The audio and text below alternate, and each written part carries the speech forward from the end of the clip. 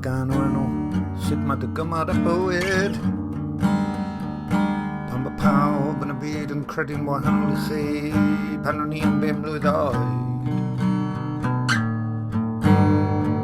O'n i fi gael gorfrywiog yn dawnsio.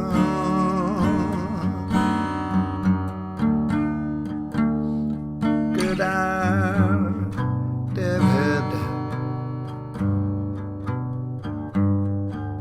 roedd fy mam yn hynod o swyl.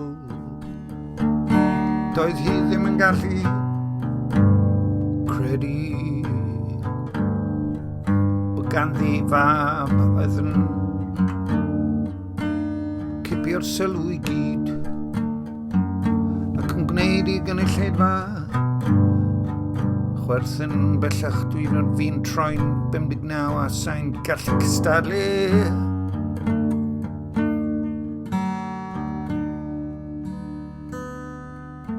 A trychinebau a ddaw i ni.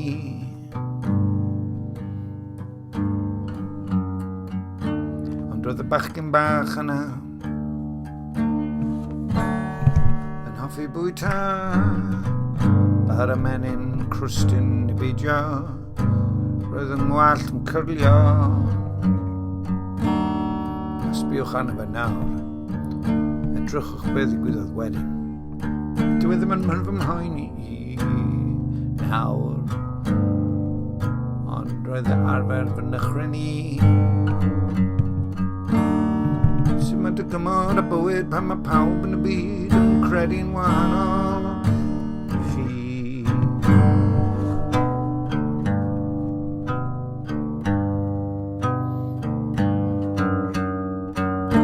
Sut mae dygymod a bywyd pan mae pawb yn y byd yn credu'n wahanol i chi.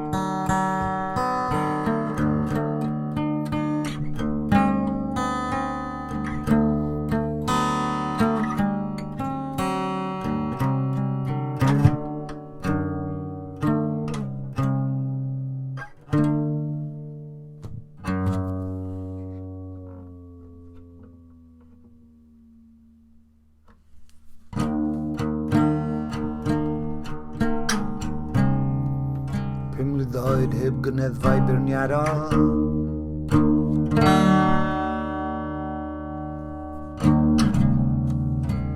59 mlwydd oed heb gadarnhaol.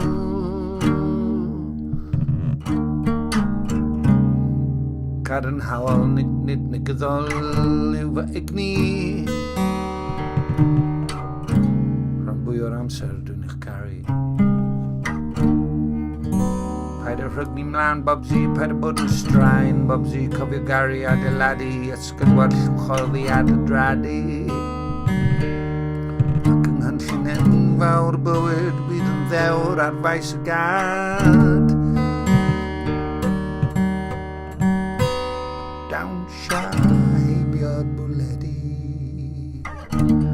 hanner a hanner gyda'r curry. Gwena mewn tosteri.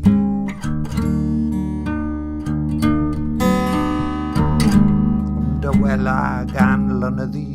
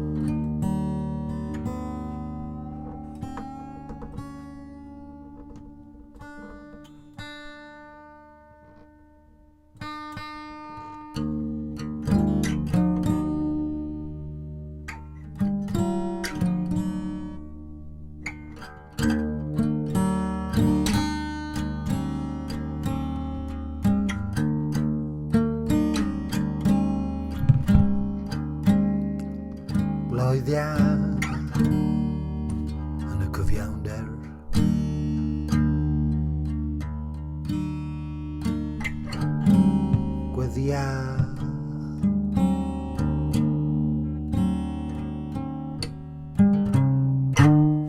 Mewn mynedd.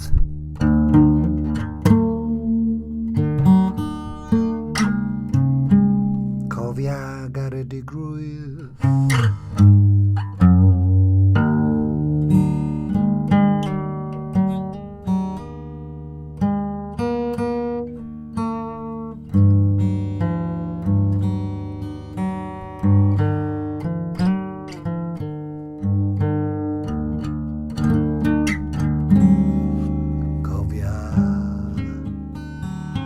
Plygu mewn gostyngeidrwydd.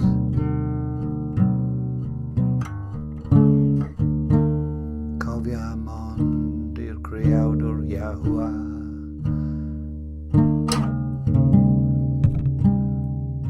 Nid i'r un drwg.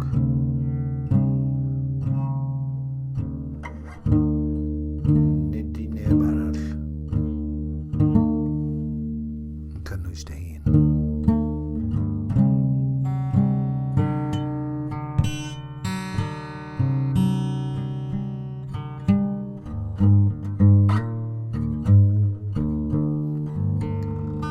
Dyma'r cwestiwn yn y diwedd. Beth ydw i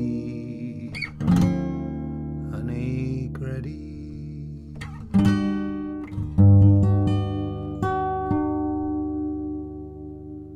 Well i mi feddwl o ddifri.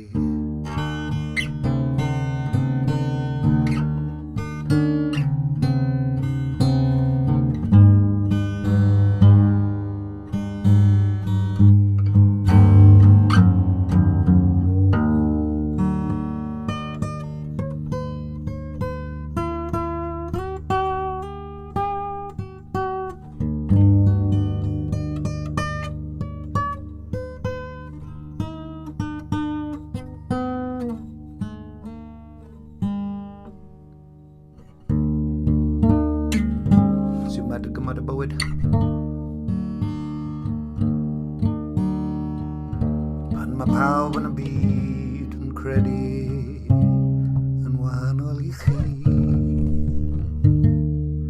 Yn wahanol i chi.